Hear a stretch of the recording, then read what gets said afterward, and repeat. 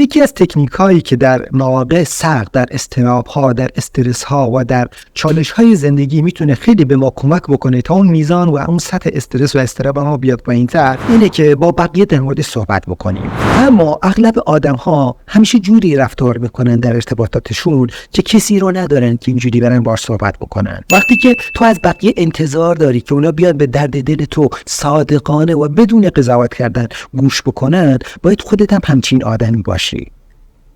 حالا بیا این سوال از خودت بپرس: آیا بقیه میتونن به راحتی بهت اعتماد بکنن؟ بقیه میتونن درد دلشون رو با خیال راحت پیش تو مطرح بکنن، خودشون رو سبک بکنن بدون اینکه ترس داشته باشن از اینکه قضاوت بشن، بدون اینکه ترس داشته باشن از اینکه اسرارشون بعد از اینکه از پیش تو رفتن جای دیگه مطرح نمیشه؟ اگر تو اینجور آدمی باشی، احتمالاً تو هم میتونی همچین آدمایی رو در دور و برت داشته باشی و باید بدونی که ارتباطات و داشتن همچین فردی در اطراف تو در مواقع سخت یکی از بهترین راه هاست که میتونه سطح هیجانات تو رو بیاره پایین‌تر و کیفیت بهتری توی زندگی تو رقم بزنه.